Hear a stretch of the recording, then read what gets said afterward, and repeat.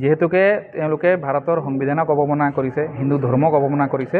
তো গতিকে আমি আপোনালোকৰ এই সংবাদ মাধ্যমৰ জৰিয়তে ক'ব বিচাৰিছোঁ যে যদি কোনোবা হতাশয় ব্যক্তিয়ে যদি ভাবিছে যে নাই তেওঁলোকে সংবিধানক অৱমাননা কৰিছে আৰু হিন্দু ধৰ্মক অৱমাননা কৰিছে বুলি, আৰু তেওঁলোকৰ যদি ইচ্ছাৰে তেওঁলোকে নিজ নিজ যি এলেকাত যি থানা আছে তেওঁলোকে এই তিনিজন ব্যক্তিৰ ওপৰত ললন চাহানী, শ্যাম পাণ্ডে আৰু ৰজত কৈৰী এই তিনিজনৰ ওপৰতে তেওঁলোকে আৰক্ষী প্ৰশাসন অঞ্চলত তেওঁলোকৰ নিজৰ যি মানে ব্যৱস্থা ল'বলগীয়া আছে ল'ব পাৰে। মানে তেওঁ আইনক মানে যিটো নজৰ আন্দাজ কৰি মেলি যিখিনি কাম কৰিবলৈ গৈ আছে সেইবিলাক বিষয়ত আজি আমি তেওঁক কেছ দিছোঁ, আৰু এইখিনি কেছ আজি আমি এফআইআৰ এটা ৰেজিষ্টাৰ কৰা হৈছে আমাৰ ডুমডুমা থানাত। আমি ৰেজিষ্টাৰ হোৱা নাই এতিয়ালৈকে, আমি কেছটো দিছোঁ আজি।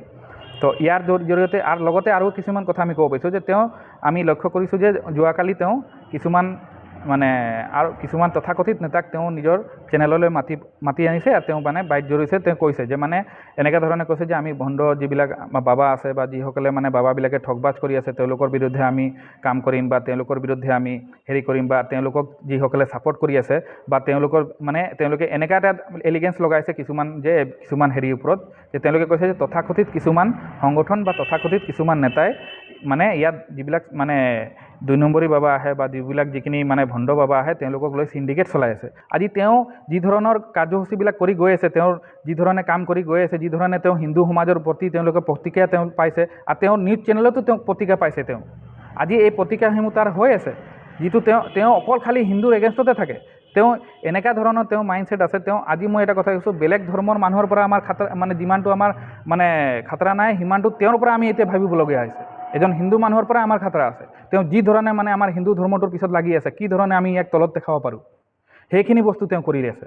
আৰু ইয়াত লগ দিছে কিছুমান তথাকথিত নেতাবিলাকে কালি গৈ মেলি তাত ইণ্টাৰভিউ দিছে, যে ইণ্টাৰভিউত আমি চাবলৈ পাইছোঁ তেওঁলোকে তাত কৈছে যে আমাৰ হিন্দু ধৰ্মত মাছ মাংসৰ ব্যৱহাৰ নাই, একো সেনেকৈ নাই বা এনেকৈ একো নহয়। তেতিয়া যে আমি তেওঁলোকক সুধিব বিচাৰিছোঁ, যদি মাছ মাংসৰ ব্যৱহাৰ আমাৰ হিন্দু ধৰ্মত নাই, বা হিন্দু ধৰ্মত বোলে আমি অকল খালী ধৰি লওক আমি নিৰামিষে কৰোঁ বা কৰোঁ, এই ধৰণৰ তেওঁলোকে কথা কৈছে। তো মই তেওঁলোকক ক'ব বিচাৰিছোঁ যে তেওঁলোকে হিন্দু ধৰ্মৰ জ্ঞানটোৱে তেওঁলোকে নাই। হিন্দু ধৰ্মটোক যদি বুজিবলৈ আছে তো সাগৰতকৈও গভীৰ আছে, সাগৰতকৈও গভীৰ।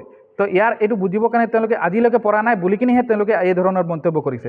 কিয়কি আমি তেওঁলোকক কৰিব বিচাৰিছোঁ যে আজি তেওঁলোকে যে ক'লে যে হিন্দু ধৰ্মত বোলে মাছ মাংসৰ ব্যৱহাৰ নাই, তেতিয়াহ'লে কলকাতাৰ তাৰাপীঠত যে মাছৰ যে তাত ভোক লাগে, কিয় লাগে তাত মাছৰ ভোক? আজি মা কামাখ্যা মন্দিৰত যে তেওঁলোকে ম'হৰ বলি হয়, ছাগলীৰ বলি হয়, কিয় তেতিয়াহ'লে বলি হয়? তেতিয়াহ'লে কালৈ বলিটো হয়? তেতিয়াহ'লে যদি মাছ মাংসৰ ব্যৱহাৰেই নাইকিয়া, তেতিয়াহ'লে এইবিলাক বস্তু কেলৈ হৈছে? তো তেওঁলোকৰ সম্যক জ্ঞান আছে এইখিনি ভিতৰত। নহয়, তাত তথাকথিত কিছুমান হিন্দু নেতাক মাতিছিলে, যিসকলে ভণ্ড নেতা বুলি কিনি মই কৈছোঁ। তেওঁলোকে হিন্দুৰ প্ৰতি কোনো জ্ঞান নাই, হিন্দু ধৰ্মৰ প্ৰতি কোনো জ্ঞান নাই। তেওঁলোকে হিন্দুক তুচ্ছ তাচ্ছল্য কৰিব বিচাৰে। তেওঁলোকে তুচ্ছ তাচ্ছল্যই কৰিছে। সদায় নিজে জানিব লাগে। মই যে হিন্দু হিচাপে যদি হিন্দুৰ কিবা এটা যদি হৈছে, আজি যদি কোনোবা এজন আমিও যদি কোনোবা এজন বাবাক আজি পালোঁ যে নাই বোলে হিন্দু হৈ মেলি হিন্দু বাবা হৈ গৈছে, কিন্তু ক'ৰবাত গৈ কিনি কিবা 2 নম্বৰী কৰিলে, কিবা কাৰোবাৰ পৰা পইচা ঠগি খালে, তো আজি মই সেই হিন্দু হিচাপে মোক কি কৰিব লাগিব? মই এইটো মিডিয়াৰ যোগে গোটেই পৃথিৱীক দেখাব লাগে, নে মই এটা শিকনি দিব লাগে যে তই এই বস্তুটো কৰি আছ, বা আপুনি যে এই বস্তুটো কৰিছে এইটো বেয়া কৰিছে, আৰু এইটো বস্তু কৰিলে কিন্তু আপোনাৰ এগেইনষ্টত আমি যিকোনো প্ৰকাৰে আপোনাৰ এগেইনষ্টত আমি কিবা এটা আমি সিদ্ধান্ত ল'ব পাৰিম। যিকোনো খবৰৰ বাবে যোগাযোগ কৰক আমাৰ এই নম্বৰত 9181 307 221।